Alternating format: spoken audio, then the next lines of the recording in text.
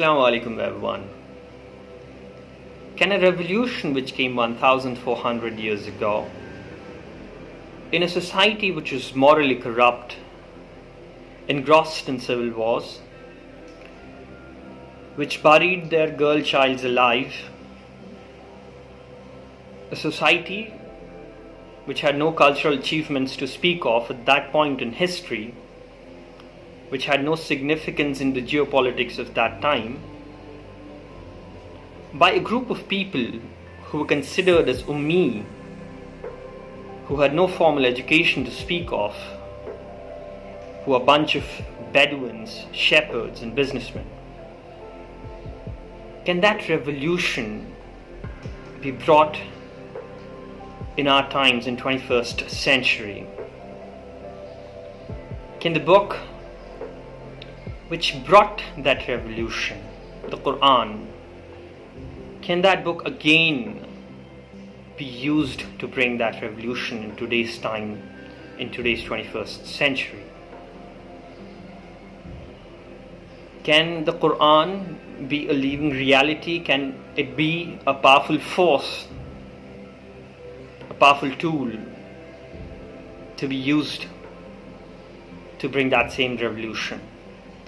This is the fundamental question which Qur'an Murad tries to answer in his book, The Way to Qur'an. And in the 144 pages of this book, he tries to argue that yes, it is possible that this book can be a living reality. In the 7 chapters of this book, he tries to answer this question in different dimensions and actually navigates through the different dimensions through which we can understand the Qur'an. He starts this book with a fundamental question of what exactly is Qur'an? What is the true nature of Qur'an? And how it ought to be seen? He says that this book is like no other book which you see on the face of this earth. And in the first step, he talks about one of the most important dimensions of human life, which is his inner self. He talks about the importance of the participation of our inner self when we start our journey towards understanding Qur'an. He lays a very fundamental axiom that this Qur'an cannot merely be understood on an intellectual plane, but it needs the engagement of our qalb and our body.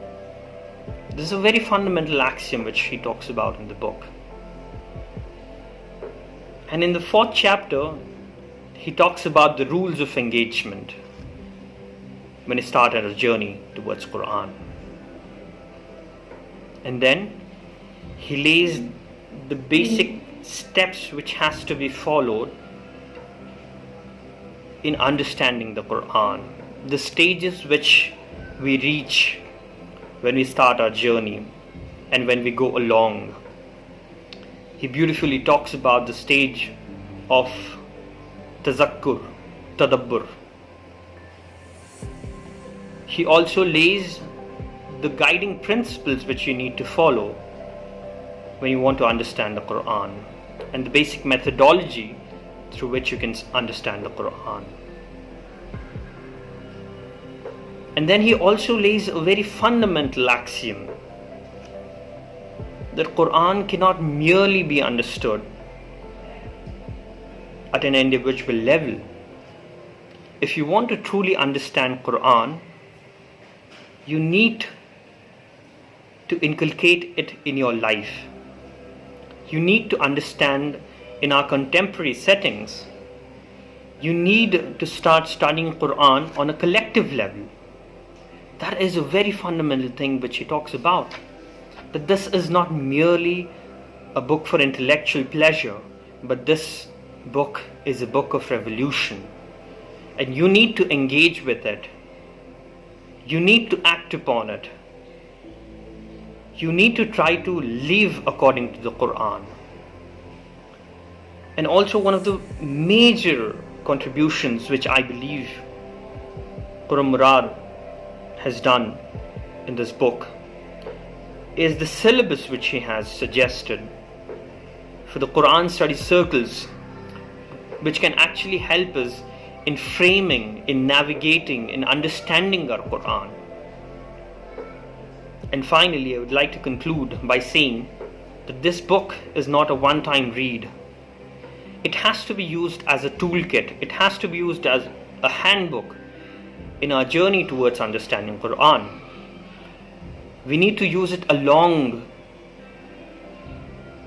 our understanding throughout the life. This is a really wonderful book. One of the most simplest books, but also at the same time a very rational way of looking at how do we need to approach Quran. I highly recommend you read this book. Thank you. Jazakallah khairan kaseer.